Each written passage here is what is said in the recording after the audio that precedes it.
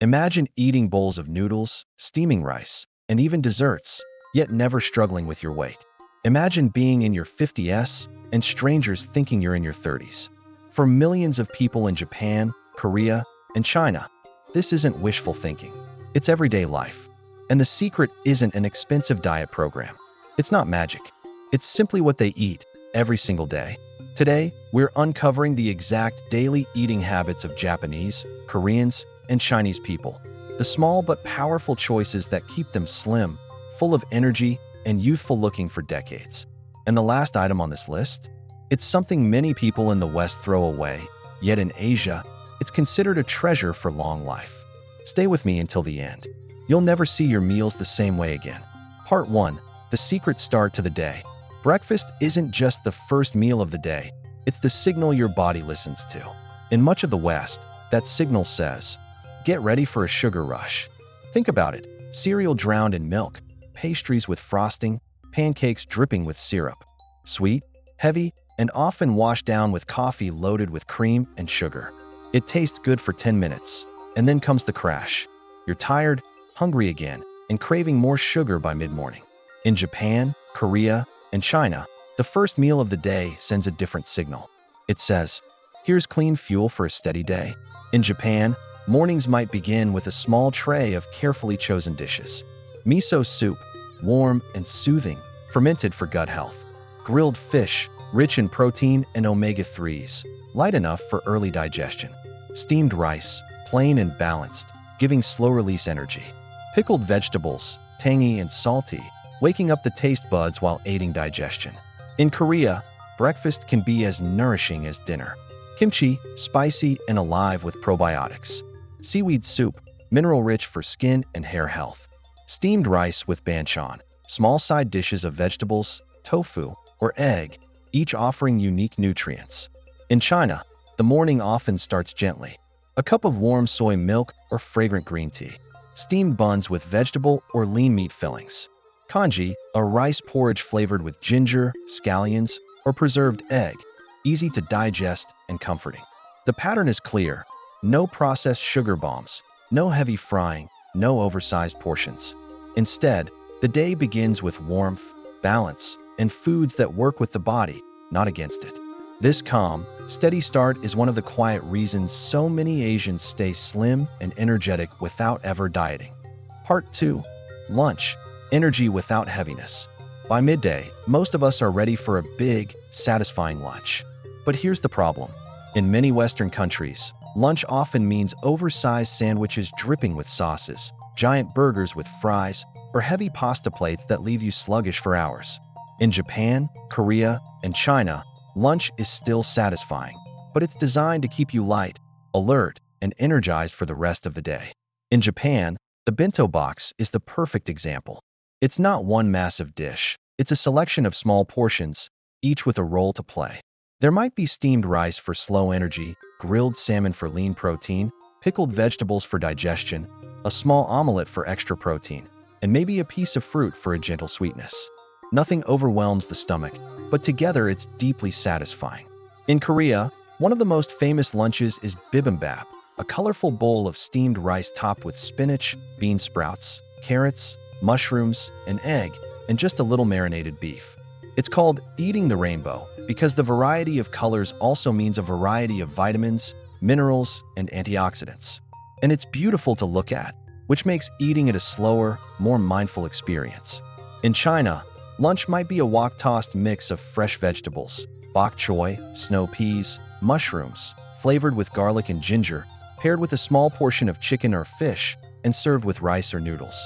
The stir-fry method keeps vegetables crisp, locking in both flavor and nutrients. Here's the secret. Vegetables lead the plate, and meat plays a supporting role. This flips the Western habit upside down, resulting in fewer calories, more fiber, and a natural sense of fullness that lasts all afternoon, without the crash. Part 6. The NOGO list. Sometimes, the secret to staying slim and youthful isn't just about what you eat. It's about what you don't eat every single day. In Japan, Korea, and China, there's no written banned food law. But there are unspoken cultural habits, things that are simply not part of everyday life. And these habits quietly protect their health, year after year. First, highly processed snacks, the kind loaded with artificial colors, flavorings, and preservatives, are rare as daily treats. They're not the default between meals. They're occasional indulgences. Second, sugary breakfast cereals, so common in the West, are almost non-existent in traditional Asian homes. Why start the day with a sugar spike when you can begin with soup, vegetables, or rice? Third, heavy dairy consumption is minimal. Cheese, cream, and large glasses of milk are not daily staples. Historically, much of East Asia was not a dairy-consuming culture, so people found other sources of calcium, from tofu, leafy greens, and small bone-in fish. Fourth, fast food is not a weekly routine. Yes, fast food chains exist, and yes, people visit them, but in moderation. When eaten, it's often adapted. Smaller portion sizes, more balanced sides, less sugar in drinks. And here's a subtle but powerful difference. There's less of a supersize culture. In many places in Asia, portions are simply smaller. Not because people are restricting themselves, but because their food culture values balance over excess. This quiet resistance to overprocessed, oversized eating means fewer empty calories, less daily sugar, and fewer unhealthy fats. It's not about strict rules. It's about a lifestyle where the temptations that age and weaken the body just don't appear as often. Part 7. Why it works. 2000 hours to 2400 hours. Science confirms what these cultures have practiced for centuries. High vegetable intake means more nutrients and fewer calories. Fermented foods feed good gut bacteria, linked to better digestion, stronger immunity, and even better mood. Green tea antioxidants help protect cells from aging. Portion control prevents constant fat storage. And perhaps most importantly, food is eaten mindfully. Meals are rarely rushed, and eating together is common. This reduces stress, improves digestion, and prevents overeating. Part 8. How you can try it. You don't need to move to Asia to try this lifestyle. Start small. Switch to a savory breakfast. Try miso soup, congee, or eggs with vegetables. Make vegetables the center of your meals. Meat as a side, not the star. Add one fermented food daily: kimchi, miso, yogurt, or sauerkraut. Replace soda with tea, green, barley, or herbal. Practice hara hachi bu. Stop eating when you're 80% full. Over time, these small changes can transform your energy, weight, and even your skin. It's not a miracle. It's not luck. It's centuries of wisdom, balancing variety, moderation, and respect for the body. Eat like this, and weight loss stops feeling like a battle. Staying young becomes a natural side effect. Now imagine, you try this for just 1 month. How different could you look? How different could you feel? Let me know in the comments. And if you enjoyed this, share it, because sometimes the best secrets are meant to be passed on. Part 3. The dinner rule. Dinner is where the East and West often take completely different paths. In many Western countries, dinner is the heaviest meal of the day. Steaks, creamy pastas, deep-fried foods, eaten late in the evening. It's no wonder so many people go to bed feeling stuffed and wake up feeling sluggish. In Japan, Korea, and China, dinner is usually lighter, earlier, and easier to digest. It's a meal meant to nourish the body, not overload it before sleep. In Japan, family dinners might center around nabe hot pot, a simmering pot of broth filled with tofu, mushrooms, leafy greens, and seafood. Everyone takes what they want, cooking small portions at a time. The broth warms the body, the vegetables keep calories low, and the seafood offers clean, lean protein. In Korea, grilled fish is common. Seasoned simply, served with a variety of banchan, side dishes like kimchi, spinach, radish salad, and soup. No single plate is too big, but together they create a balanced and satisfying meal. In China, dinner is often a shared experience. Multiple small plates placed in the center of the table, stir-fried greens, tofu dishes, steamed fish, maybe a small meat dish, so everyone gets variety without overloading on one thing.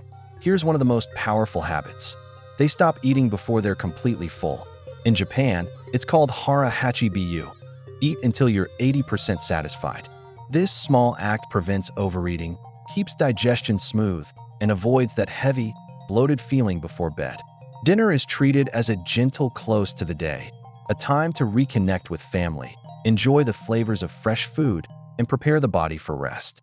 It's not just about what's on the plate, It's about how and when it's eaten.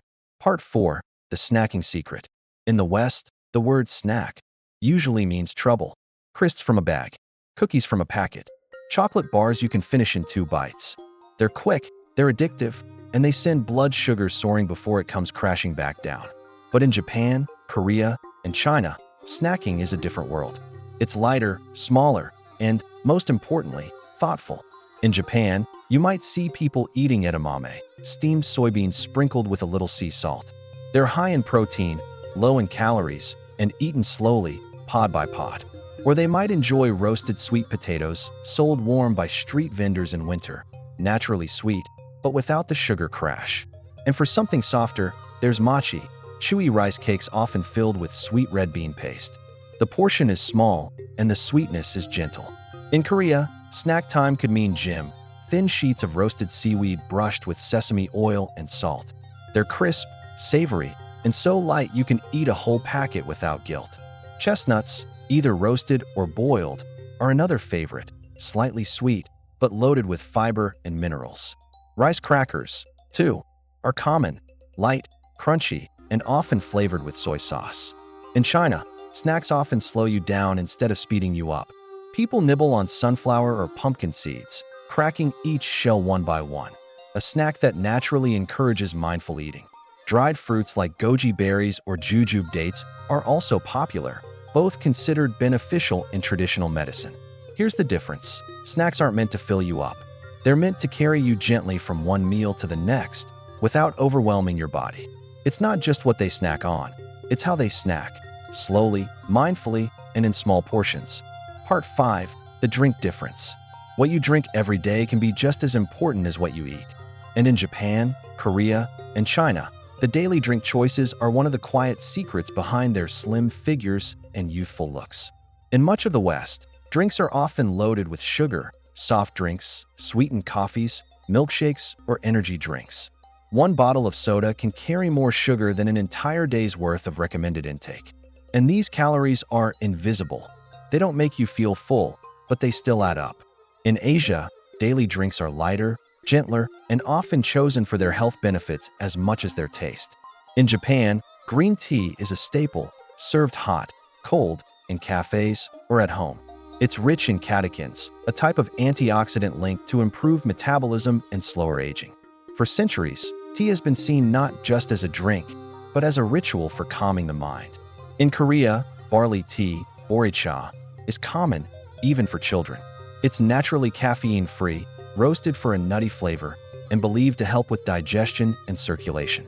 Many Korean households keep a jug of barley tea in the fridge, ready to drink throughout the day. In China, tea culture is deep and varied. Fragrant jasmine tea is enjoyed for its floral aroma, chrysanthemum tea is prized for its cooling properties, and pu'er tea, aged and fermented, is believed to aid digestion and weight control. And here's another difference. Water is often served warm or at room temperature, instead of ice cold. This is based on the belief that warm water supports digestion, while cold water can slow it down. In short, while the West often drinks for taste alone, in Asia, they drink for taste and for health, turning every sip into a small act of self-care.